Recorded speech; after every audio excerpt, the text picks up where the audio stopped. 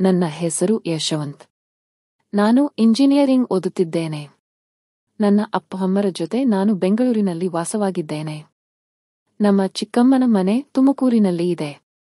ಅವರು ಅನೇಕ ದಿನಗಳಿಂದ ನನ್ನನ್ನು ಅವರ ಮನೆಗೆ ಬಂದು ಕೆಲವು ದಿನಗಳ ಮಟ್ಟಿಗೆ ಇದ್ದು ಹೋಗು ಅಂತ ಹೇಳುತ್ತಿದ್ದರು. ಆದರೆ ನನಗೆ ಅದಕ್ಕೆ ಸಮಯ ಸಿಗುತ್ತಿರಲಿಲ್ಲ.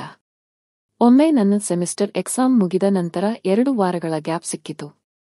ನಿನ್ನ ಚಿಕ್ಕಮ್ಮ ಯಾವಾಗಲೂ ಮನೆಗೆ ಬರಲು ನಿನ್ನನ್ನು ಕರೆಯುತ್ತಿದ್ದಳು. ಈ ಸಲವಾದರೂ ರಜೆಯಲ್ಲಿ ಅವರ ಮನೆಗೆ ಹೋಗಿ ಬಾ ಅಮ್ಮ ಹೇಳಿದಾಗ ನಾನು ಒಪ್ಪಿಕೊಂಡು ಚಿಕ್ಕಮ್ಮನ ಮನೆಗೆ ಹೋಗಿದ್ದೆ. ಚಿಕ್ಕಮ್ಮ ಮತ್ತು ಚಿಕ್ಕಪ್ಪ ನನ್ನನ್ನು ತುಂಬಾ ಚೆನ್ನಾಗಿ ಸ್ವಾಗತಿಸಿದರು. ಎಷ್ಟು ದಿನ ಆಯ್ತು ನಿನ್ನನ್ನು ನೋಡಬೇಕು ಅಂತ ನಾವು ಕಾಯ್ತಾ ಇದ್ದೆವು ಅಂತ ಚಿಕ್ಕಮ್ಮ ಹೇಳಿದರು. ಚಿಕ್ಕಪ್ಪ ಹುಡುಗ ಹೇಗಿದ್ದೀಯಾ, ಇಂಜಿನಿಯರಿಂಗ್ ಹೇಗಿದೆ ಅಂತೆಲ್ಲ ವಿಚಾರಿಸಿಕೊಂಡರು. ನಾನು ರಾತ್ರಿ ಊಟ ಮುಗಿಸಿ ಹಾಗೆ ಬೋರಾಗುತ್ತಿದ್ದರಿಂದ ಸ್ವಲ್ಪ ಒಳ್ಳೆಯ ಗಾಳಿಯನ್ನು ತೆಗೆದುಕೊಳ್ಳೋಣ ಅಂತ ಟೆರೆಸ್ಸಿಗೆ ಹೋದೆ. ಅಲ್ಲಿ ನಾನು ಮೊದಲ ಸಲ ಕವಿತಳನ್ನು ಭೇಟಿಯಾದೆ. ಅವಳು ನಮ್ಮ ಚಿಕ್ಕಮ್ಮನ ಪಕ್ಕದ ಮನೆಯವಳು. ಆ ಸಮಯದಲ್ಲಿ ಅವಳು ಮೇಲ್ಗಡೆ ಬಂದು ಯಾರದ್ದೋ ಜೊತೆ ಫೋನಿನಲ್ಲಿ ಮಾತನಾಡುತ್ತಿದ್ದಳು. ನಾನು ಅವಳ ಕಡೆ ನೋಡಿದಾಗ ಅವಳು ಕೂಡ ನನ್ನ ಕಡೆ ತಿರುಗಿದಳು. ಹಲೋ ನಾನು ಹೇಳಿದೆ. ಹಲೋ ನೀವು ಯಾರು ಅಂತ ಅವಳು ಕೇಳಿದಳು. ನಾನು ನನ್ನ ಬಗ್ಗೆ ಹೇಳಿದೆ. ಅವಳು ಕೂಡ ತನ್ನ ಹೆಸರನ್ನು ಹೇಳಿ ಪರಿಚಯ ಮಾಡಿಕೊಂಡಳು. ಹಾಗೆ ಮಾತನಾಡಿ ಅವಳು ಕೆಳಕ್ಕೆ ಇಳಿದು ಹೋದಳು. ನಾನು ಇನ್ನೂ ಸ್ವಲ್ಪ ಹೊತ್ತು ಅಲ್ಲೇ ಇರೋಣ ಅಂತ ನಿಂತುಕೊಂಡಿದ್ದೆ. ಸ್ವಲ್ಪ ಸಮಯದ ನಂತರ ಅವಳು ಮತ್ತೆ ಯಾರದೋ ಜೊತೆ ಫೋನಿನಲ್ಲಿ ಮಾತನಾಡುತ್ತ ಮೇಲೆ ಬಂದಳು. ಅವಳು ನನ್ನ ಕಡೆ ನೋಡದೆ ಫೋನಿನಲ್ಲಿ ಮಾತನಾಡುವುದರಲ್ಲಿ ಬ್ಯುಸಿಯಾಗಿದ್ದಳು. ಆಗ ನಾನು ಅವಳನ್ನು ಸರಿಯಾಗಿ ನೋಡಿದ್ದೆ. ಈ ಮೊದಲು ನೋಡಿದಾಗ ನಾನು ಅವಳನ್ನು ಅಷ್ಟಾಗಿ ಗಮನಿಸಿಲ್ಲ ಅಂತ ಅನಿಸಿತು. ಯಾಕೆಂದರೆ ಚಂದ್ರನ ಬೆಳಕಿನಲ್ಲಿ ಅವಳ ಸೌಂದರ್ಯವನ್ನು ನೋಡಿದಾಗ ನಾನು ಸಂಪೂರ್ಣವಾಗಿ ಫ್ಲಾಟ್ ಆಗಿಬಿಟ್ಟೆ. ಅವಳು ಲಂಗ ದಾವಣಿ ಧರಿಸಿದ್ದಳು. ಅವಳ ಸೌಂದರ್ಯ ಹೇಳಿ ಮಾಡಿಸಿದಂತಿತ್ತು. ವಾಸ್ತು ಪ್ರಕಾರ ಯಾವ್ಯಾವುದು ಎಲ್ಲೆಲ್ಲಿ ಎಷ್ಟೆಷ್ಟು ಇರಬೇಕೋ ಹಾಗೇ ಇತ್ತು. ಅವಳು ಫೋನಿನಲ್ಲಿ ಮಾತನಾಡುತ್ತಾ ನವಿಲಿನಂತೆ ಅತ್ತಿಂದಿತ್ತ ಸುತ್ತಾಡುವಾಗ ನಾನು ಮುಚ್ಚದ ಕಣ್ಣುಗಳಿಂದ ಅವಳನ್ನೇ ನೋಡುತ್ತಿದ್ದೆ. ಅವಳ ಕಡೆಯಿಂದ ನನ್ನ ದೃಷ್ಟಿಯನ್ನು ಬೇರೆಡೆಗೆ ಹಾಕಲು ನನಗೆ ಸಾಧ್ಯವಾಗಲಿಲ್ಲ. ಅವಳು ನನ್ನ ಕಡೆ ನೋಡಿದಾಗ ನಾನು ನನ್ನ ಫೋನಿನಲ್ಲಿ ಏನನ್ನು ನೋಡಿದ ಹಾಗೆ ಆಕ್ಟ್ ಮಾಡುತ್ತಿದ್ದೆ. ಏಕೆಂದರೆ ನಾನು ಅವಳನ್ನು ಆ ರೀತಿ ನೋಡುವುದನ್ನು ಅವಳು ನೋಡಿದರೆ ಸರಿಯಾಗಲ್ಲ ಅಂತ.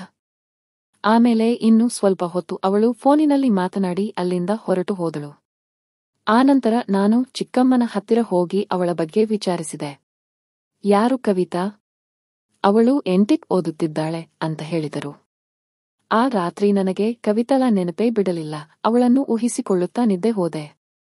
ಮರುದಿನ ಕವಿತಾ ಅಮ್ಮ ಯಾವುದೋ ತರಕಾರಿ ಕೊಡೋಕೆ ಹೇಳಿದರು ಅಂತ ಕೇಳೋಕೆ ಚಿಕ್ಕಮ್ಮನ ಬಳಿ ಬಂದಿದ್ದಳು.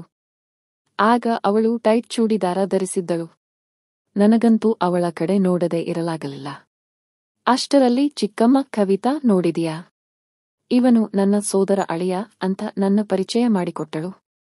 ಚಿಕ್ಕಮ್ಮ ಎಷ್ಟು ಒಳ್ಳೆಯ ಟೈಮಲ್ಲಿ ಪರಿಚಯ ಮಾಡಿಕೊಟ್ಟರು. ನನಗೆ ಅವರ ಬಗ್ಗೆ ತುಂಬಾ ಖುಷಿಯಾಯಿತು. ಯಾಕೆಂದರೆ ಆ ಸಮಯದಲ್ಲಿ ನನಗೆ ಅವಳೊಡನೆ ಏನು ಮಾತನಾಡಬೇಕೆಂದು ಗೊತ್ತಾಗದೆ ಹೋಯಿತು. ತಡಕಾಡುತ್ತಿದ್ದೆ. ಕವಿತಾ ನನ್ನ ಕಡೆ ನೋಡಿ ಒಂದು ಸಣ್ಣನೇ ನಗು ಬೀರುತ್ತಾ ತನ್ನ ಕೈಯನ್ನು ಮುಂದಕ್ಕೆ ಚಾಚಿ ನನಗೆ ಶೇಕ್ ಹ್ಯಾಂಡ್ ಕೊಟ್ಟಳು. ಹಾಗೆ ನನ್ನ ಹೆಸರು ಕವಿತಾ ಅಂತ ಮತ್ತೊಮ್ಮೆ ಪರಿಚಯ ಮಾಡಿಕೊಟ್ಟಳು. ಅವಳ ಮೃದುವಾದ ಕೈ ಸ್ಪರ್ಶ ನನಗೆ ಯಾವುದೋ ತಿಳಿಯದ ಆನಂದವನ್ನು ಕೊಟ್ಟಿತು. ಆಗ ಚಿಕ್ಕಮ್ಮ, ನೀವಿಬ್ಬರು ಕುಳಿತುಕೊಂಡು ಮಾತನಾಡುತ್ತೀರಿ, ನಾನು ನಿಮಗಾಗಿ ಚಹಾ ಮಾಡಿಕೊಂಡು ಬರುತ್ತೇನೆ ಅಂತ ಹೇಳಿದರು. ನೀನು ಸೂಪರ್ ಚಿಕ್ಕಮ್ಮ ಅಂತ ನಾನು ಮನಸ್ಸಿನಲ್ಲಿ ಅಂದುಕೊಳ್ಳುತ್ತಿದ್ದೆ. ನಾವಿಬ್ಬರೂ ಒಬ್ಬರಿಗೊಬ್ಬರು ಎದುರಾಗಿ ಕುಳಿತು ಒಬ್ಬರ ಬಗ್ಗೆ ಇನ್ನೊಬ್ಬರು ತಿಳಿದುಕೊಳ್ಳಲು ಆರಂಭಿಸಿದೆವು. ಅವಳು ತುಂಬಾ ವಿಷಯಗಳ ಬಗ್ಗೆ ಮಾತನಾಡುತ್ತಿದ್ದಳು, ಆದರೆ ನಾನು ಅವಳ ಸೌಂದರ್ಯವನ್ನೇ ನೋಡಿ ಆನಂದಿಸುತ್ತಿದ್ದೆ. ಆ ಸಮಯದಲ್ಲಿ ಚಿಕ್ಕಮ್ಮ ಚಹಾ ತೆಗೆದುಕೊಂಡು ಬಂದರು. ಕವಿತಾ ಚಹಾ ತೆಗೆದುಕೊಂಡು ಅದನ್ನು ನಿಧಾನವಾಗಿ ಸವಿಯುತ್ತಿರುವಾಗ ನಾನು ಅವಳ ತುಟಿಗಳನ್ನೇ ನೋಡುತ್ತಿದ್ದೆ. ಅವಳು ಚಹಾ ಕುಡಿಯುವ ಸ್ಟೈಲ್ ನೋಡಿ ಅಪ್ಸರೆಯರು ಅಮೃತವನ್ನು ಕುಡಿಯುತ್ತಿರುವಂತೆ ಭಾಸವಾಯಿತು. ನಾನು ಆ ಮಾಧುರ್ಯವನ್ನು ಯಾವಾಗ ಆಸ್ವಾದಿಸುತ್ತೇನೋ ಅಂತ ಕನಸು ಕಾಣತೊಡಗಿದೆ. ನಾನು ಅವಳನ್ನು ನೋಡುತ್ತಾ ಇರುವಾಗ ಹೊತ್ತು ಹೋದದ್ದೇ ಗೊತ್ತಾಗಿಲ್ಲ. ಸ್ವಲ್ಪ ಹೊತ್ತಲ್ಲಿ ಕವಿತಾ ತನ್ನ ವಾಚ್ ನೋಡಿಕೊಂಡು, ಅಯ್ಯೋ, ನಾನು ಬಂದು 1 ಗಂಟೆ ಆಯ್ತು. ಮನೆಯಲ್ಲಿ ತುಂಬಾ ಕೆಲಸ ಇದೆ. ನಾನು ಹೊರಡುತ್ತೇನೆ. ಬಾಯ್ ಯೇಶು, ನಾಳೆ ಸಿಗೋಣ ಅಂತ ಹೇಳಿ ಅಲ್ಲಿಂದ ಹೊರಟು ಹೋದಳು. ಆ ದಿನವೆಲ್ಲ ಅವಳ ನೆನಪಿನಲ್ಲಿ ಕಳೆದು ಹೋಯಿತು. ಮರುದಿನ ನಾನು ಸುಮ್ಮನೆ ಕುಳಿತಿರುವಾಗ ಚಿಕ್ಕಮ್ಮ ಬಂದು, ಯೇಶು, ಎಷ್ಟು ಹೊತ್ತು ಮನೆಯಲ್ಲಿ ಕುಳಿತುಕೊಂಡಿರ್ತೀಯ? ಚಿಕ್ಕಪ್ಪನ ಗಾಡಿ ತೆಗೆದುಕೊಂಡು ಸ್ವಲ್ಪ ಹೊರಗಡೆ ಆರಾಮವಾಗಿ ಸುತ್ತಾಡಿಕೊಂಡು ಬಾ ಅಂದರು. ನಾನು ಸರಿ ಎಂದು ಫ್ರೆಶ್ ಆಯಿದೆ. ಅವರ ಹೊಂಡ ಆಕ್ಟಿವಾ ಕೀ ತೆಗೆದುಕೊಂಡು ಹೊರಗೆ ಹೋಗಿ ಗಾಡಿ ತೆಗೆಯುತ್ತಿದ್ದೆ. ಅದೇ ಸಮಯದಲ್ಲಿ ಕವಿತಾ ಅಲ್ಲಿಗೆ ಬಂದಳು. ನಾನು ಎಲ್ಲೂ ಇಲ್ಲ ಕವಿತಾ. ಹೀಗೆ ಸುಮ್ಮನೆ ಊರು ಸುತ್ತಾಡಿಕೊಂಡು ಬರೋಣ ಅಂತ ಗಾಡಿ ತೆಗೆಯುತ್ತಾ ಇದ್ದೀನಿ ಅಂದೆ. ಆಗ ಅವಳು, ನಾನು ಬರ್ತೀನಿ ಕಣೋ. ನನಗೂ ಮನೆಯಲ್ಲಿ ಬೋರ್ ಆಗ್ತಾ ಇದೆ. ನಾನು ಬರಲಾ ನಿನ್ನ ಜೊತೆ ಅಂತ ಕೇಳಿದಳು. ಅದಕ್ಕೆ ನಾನು, ಹೌದಾ? ಅದರಲ್ಲಿ ಏನಿದೆ, ಬಾ ಅಂತ ಹೇಳಿದೆ. ಸರಿ, 5 ನಿಮಿಷ ಕೊಡು. ಈಗಲೇ ರೆಡಿಯಾಗಿ ಬರುತ್ತೇನೆ ಅಂತ ಮನೆ ಒಳಗೆ ಓಡಿದಳು. ಅವಳು ಮನೆ ಒಳಗೆ ಹೋದಾಗ ನಾನು, ಇವತ್ತು ಹೇಗಪ್ಪ ಇವಳನ್ನು ಬುಟ್ಟಿಗೆ ಹಾಕಿಕೊಳ್ಳುವುದು ಅಂತ ಪ್ಲಾನ್ ಮಾಡಿ ಇದ್ದೆ. ಅಷ್ಟರಲ್ಲಿ ಅವಳು ರೆಡಿಯಾಗಿ ಹೊರಗಡೆ ಬಂದಳು. ಹಾಗೆ ಬಂದು ನನ್ನ ಬೈಕ್ನ ಹಿಂದೆ ಕುಳಿತುಕೊಂಡು, ಸರಿ ಹೊರಡೋಣ ಅಂದಳು. ಇಬ್ಬರು ಊರೆಲ್ಲ ಸುತ್ತಾಡುತ್ತಾ ಅಲ್ಲಿರುವ ಒಳ್ಳೆಯ ರೆಸ್ಟೋರೆಂಟ್ಗಳಿಗೆ ಹೋಗಿ ಚೆನ್ನಾಗಿ ತಿಂದೆವು. ಮಾತಿನ ಮಧ್ಯದಲ್ಲಿ ಅವಳು, ನಿನಗೆ ಗರ್ಲ್ಫ್ರೆಂಡ್ಗಳು ಯಾರಾದರೂ ಇದ್ದಾರಾ ಅಂತ ಕೇಳಿದಳು. ನಾನು, ಮಾಡಬೇಕಾದ ಕೆಲಸಕ್ಕೆ ಇವಳೇ ಪೀಠಿಕೆ ಹಾಕಿ ಕೊಡುತ್ತಿದ್ದಾಳೆ ಅಂತ ನನಗೆ ಖುಷಿಯಾಯಿತು. ಹಾಗೆ ನನ್ನ ಬಗ್ಗೆ ಇನ್ನಷ್ಟು ವಿಷಯಗಳ ಬಗ್ಗೆ ಮಾತನಾಡಿ ತಿಳಿದುಕೊಂಡಳು. ನಾವು ಅಲ್ಲಿಂದ ಮನೆ ಕಡೆ ಹೊರಟು ಇನ್ನೇನು ಮನೆ ತಲುಪಬೇಕು ಅನ್ನುವಾಗ ಕವಿತಾ, ಯೇಶು, ನಾನು ನಿನ್ನನ್ನು ಒಂದು ವಿಷಯದ ಬಗ್ಗೆ ಕೇಳಲಾ? ಇಲ್ಲ ಅನ್ನಬಾರದು ಅಂದಳು. ಏನಪ್ಪ ಅದು ವಿಷಯ ಅಂತ ಮನಸ್ಸಲ್ಲಿ ಅಂದುಕೊಂಡೆ. ಸರಿ, ಅದೇನು ಕೇಳು ಅಂದೆ. ಏನೂ ಇಲ್ಲ, ನೀನು ನನಗೆ ಗಾಡಿ ಓಡಿಸುವುದನ್ನು ಕಲಿಸಿ ಕೊಡ್ತೀಯಾ ಅಂತ ಕೇಳಿದಳು. ಅವಳ ಮಾತನ್ನು ಕೇಳಿ ನನಗೆ ಆಶ್ಚರ್ಯವಾಯಿತು. ಏನು, ನೀನು ಎಂಟೆಕ್ ಮಾಡ್ತಾ ಇದ್ದೀಯಾ? ಇನ್ನು ನೀನು ಗಾಡಿ ಓಡಿಸುವುದು ಕಲಿತಿಲ್ವಾ ಅಂತ ಕೇಳಿದೆ. ಇಲ್ಲ, ನಮ್ಮ ಮನೆಯವರಿಗೆ ಭಯ. ಗಡಿಬಿಡಿಯಲ್ಲಿ ಆಕ್ಸಿಡೆಂಟ್ ಮಾಡಿಕೊಳ್ಳುತ್ತೇನೆ ಅಂತ ಅವರು ನನಗೆ ಗಾಡಿ ಓಡಿಸುವುದು ಕಲಿಸಲಿಲ್ಲ. ನನ್ನ ಫ್ರೆಂಡ್ಸ್ ಎಲ್ಲ ನನಗೆ ಗೇಲಿ ಮಾಡುತ್ತಾರೆ. ನೀನು ನನಗೆ ಗಾಡಿ ಓಡಿಸುವುದು ಹೇಳಿ ಕೊಡ್ತೀಯಾ ಪ್ಲೀಸ್ ಅಂತ ರಿಕ್ವೆಸ್ಟ್ ಮಾಡಿಕೊಂಡಳು.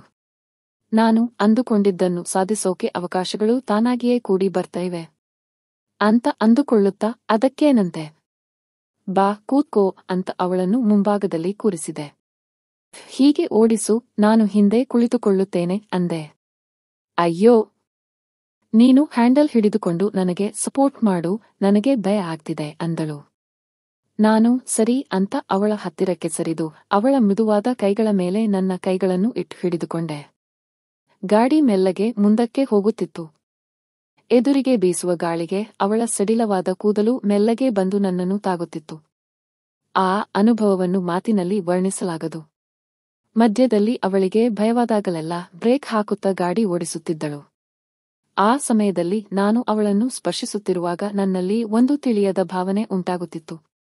ಕನ್ನಡಿಯಲ್ಲಿ ಅವಳ ಮುಖವನ್ನು ನೋಡಿದೆ. ಅವಳು ಒಂದು ಅಪರೂಪದ ಆನಂದವನ್ನು ಆಸ್ವಾದಿಸುತ್ತಿದ್ದಳು. ಹೀಗೆ ಸ್ವಲ್ಪ ದೂರ ಹೋದ ನಂತರ ಸ್ಕೂಟರ್ನ ಹ್ಯಾಂಡಲ್ನನ್ನು ನಾನು ಸಂಪೂರ್ಣವಾಗಿ ಬಿಟ್ಟು ಅವಳನ್ನು ಹಿಡಿದುಕೊಂಡು ಕುಳಿತೆ. ಮೆಲ್ಲಗೆ ವೇಗ ಕಡಿಮೆ ಮಾಡು, ಬ್ರೇಕ್ ಹಾಕು, ಇಂಡಿಕೇಟರ್ ಆನ್ ಮಾಡು ಎಂದು ಸೂಚನೆಗಳನ್ನು ಕೊಡುತ್ತಿದ್ದೆ. ಅವಳು ಮೆಲ್ಲಗೆ ಗಾಡಿ ಓಡಿಸುತ್ತಿದ್ದಳು. ಇದೇ ಸಮಯದಲ್ಲಿ ನಾವು ಮೇನ್ ರೋಡಿಗೆ ಬಂದೆವು. ಟ್ರಾಫಿಕ್ ಸ್ವಲ್ಪ ಹೆಚ್ಚಾಗಿತ್ತು. ಅವಳು ಭಯಪಟ್ಟು, ಇಂದಿಗೆ ಇಷ್ಟು ಸಾಕು, ಉಳಿದದ್ದು ನಾಳೆ ಕಲಿಯುತ್ತೇನೆ ಎಂದು ಹೇಳಿ ಗಾಡಿಯನ್ನು ನನ್ನ ಕೈಗೆ ಕೊಟ್ಟಳು. ಅವಳಿಗೆ ಇನ್ನೂ ಭಯಪೂರ್ತಿಯಾಗಿ ಹೋಗಿಲ್ಲ ಎಂದು ಅರ್ಥವಾಯಿತು. ಅವಳನ್ನು ಮನೆ ಹತ್ತಿರ ಬಿಟ್ಟು, ನಿಮ್ಮ ಊರಿನಲ್ಲಿ ಎಲ್ಲಾದರೂ ಖಾಲಿ ಮೈದಾನ ಇದ್ದರೆ ನೋಡು, ನಾಳೆ ಅಲ್ಲಿ ನಿನಗೆ ಗಾಡಿ ಕಲಿಸುತ್ತೇನೆ ಎಂದು ಹೇಳಿದೆ. ಅವಳು, ಈ ಐಡಿಯಾ ಒಳ್ಳೆಯದಿದೆ ಎಂದು ಹೇಳಿ ಮನೆಗೆ ಹೋದಳು. ಆ ರಾತ್ರಿ ನಾನು ಮಲಗುವಾಗ ಅವಳ ನೆನಪಲ್ಲಿ ಮುಳುಗಿದ್ದೆ. ಅವಳ ಸ್ಪರ್ಶ, ನಗು, ಮಾತುಗಳು ನನ್ನ ಮನಸ್ಸಿನಲ್ಲಿ ನಿಂತಿದ್ದವು. ನಾನು ಅವಳ ಬಗ್ಗೆ ಇನ್ನಷ್ಟು ಹೆಚ್ಚು ತಿಳಿದುಕೊಳ್ಳಲು ಬಯಸಿದೆ. ನಾಳೆ ಅವಳಿಗೆ ಗಾಡಿ ಕಲಿಸುವುದು ಎಂದು ನಿರ್ಧರಿಸಿದೆ.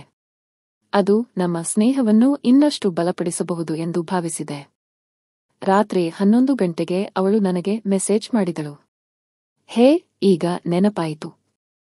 ನಮ್ಮ ಊರ ಹೊರಗೆ ಒಂದು ಖಾಲಿ ಸ್ಥಳವಿದೆ. ನಾಳೆ ಅಲ್ಲಿಗೆ ಹೋಗೋಣ ಎಂದು. ನಾನು ಸರಿ ಎಂದು ಉತ್ತರಿಸಿದೆ. ಇಬ್ಬರು ಸ್ವಲ್ಪ ಸಮಯ ಚಾಟ್ ಮಾಡಿದೆವು. ಮರುದಿನ ಅವಳು ಲಂಗ ಮತ್ತು ದಾವಣಿ ಧರಿಸಿ ಬಂದಳು. ಇಬ್ಬರು ಗಾಡಿಯಲ್ಲಿ ಊರ ಹೊರಗಿರುವ ಮೈದಾನಕ್ಕೆ ಹೋದೆವು. ಮೈದಾನ ತುಂಬಾ ವಿಶಾಲವಾಗಿ ಮತ್ತು ಪ್ರಶಾಂತವಾಗಿತ್ತು. ಬಹುತೇಕ ಖಾಲಿಯಾಗಿತ್ತು. ಗಾಡಿಯ ಹ್ಯಾಂಡಲ್ ಅವಳಿಗೆ ಕೊಟ್ಟು ನಾನು ಹಿಂದೆ ಕುಳಿತು ಸೂಚನೆಗಳನ್ನು ಕೊಡುತ್ತಿದ್ದೆ. ಅವಳು ಮೆಲ್ಲಗೆ ಓಡಿಸುತ್ತಿದ್ದಳು. ನಾನು ಬೆಂಬಲಕ್ಕಾಗಿ ಅವಳನ್ನು ತಬ್ಬಿಕೊಂಡು ಕುಳಿತಿದ್ದೆ. ಅವಳು ಏನೂ ಹೇಳಲಿಲ್ಲ. ನಾನು ಮೆಲ್ಲಗೆ ಅವಳಿಗೆ ಹತ್ತಿರವಾದೆ. ಅವಳು ಅರ್ಥಮಾಡಿಕೊಂಡು ಮುಗುಳುನಗೆ ನಗುತ್ತಿದ್ದಳು. ಅವಳಿಗೆ ನಾನು ಹತ್ತಿರವಾಗುವುದು ಇಷ್ಟವಾಗಿದೆ ಎಂದು ಗೊತ್ತಾಯಿತು. ಹೀಗೆ ಆ ಮೈದಾನದಲ್ಲಿ ಸುಮಾರು 2 ಗಂಟೆಗಳ ಕಾಲ ಸ್ಕೂಟರ್ ಕಲಿಸುತ್ತಾ ಅವಳಿಗೆ ಹತ್ತಿರವಾದೆ. ಆ ದಿನದಿಂದ ಪ್ರತಿದಿನ ಮೈದಾನಕ್ಕೆ ಹೋಗಿ ಗಂಟೆಗಟ್ಟಲೆ ಸಮಯ ಕಳೆಯುತ್ತಿದ್ದೆವು. ಸ್ವಲ್ಪ ಸಮಯ ಸ್ಕೂಟರ್ ಕಲಿಸಿ ಉಳಿದ ಸಮಯ ಕಾಫಿ ಚಹಾ ಕುಡಿಯುತ್ತಿದ್ದೆವು. ಅವಳು ನನಗೆ ಚೆನ್ನಾಗಿ ಸಹಕರಿಸುತ್ತಿದ್ದಳು. ಆದರೆ 3 ದಿನಗಳಲ್ಲಿ ನಾನು ಹೊರಡಬೇಕಿತ್ತು. ಚಿಕ್ಕಮ್ಮನ ಸಂಬಂಧಿಕರಲ್ಲಿ ಯಾರೋ ತೀರಿ ಹೋಗಿದ್ದರಿಂದ ಅವರಿಗೆ ಹೋಗಲೇಬೇಕಾಯಿತು. ನೀವು ವಾಪಸ್ ಬರುವವರೆಗೂ ನಾನು ಮನೆ ನೋಡಿಕೊಳ್ಳುತ್ತೇನೆ ಎಂದು ನಾನು ಉಳಿದೆ. ಕವಿತಳ ಅಪ್ಪ ಅಮ್ಮ ಕೂಡ ಅರ್ಜೆಂಟ್ ಕೆಲಸದ ಮೇಲೆ ಊರಿಗೆ ಹೋಗಿದ್ದರು. ಅವಳು ಮನೆಯಲ್ಲಿ ಒಬ್ಬಳೇ ಇದ್ದಳು. ಮರುದಿನ ಅವಳಿಗೆ ಮೆಸೇಜ್ ಮಾಡಿದೆ. ಮೈದಾನಕ್ಕೆ ಹೋಗೋಣವೇ? ಸ್ಕೂಟರ್ ಕಲಿತು ಬೇಸರವಾಗಿದೆ ಚಿನ್ನ ಎಂದು ಹೇಳಿದಳು. ಹಾಗಾದರೆ ಏನೋ ಕಲಿಯೋಣ ಎಂದು ಕೇಳಿದೆ. ನಿನ್ನ ಜೊತೆ ಪ್ರೇಮದ ಪಾಠಗಳನ್ನು ಕಲಿಬೇಕು ಅನಿಸ್ತಾ ಇದೆ ಎಂದು ಹೇಳಿದಳು. ಅವಳ ಮೆಸೇಜ್ ನೋಡಿ ನನಗೆ ಶಾಕ್ ಆಯ್ತು.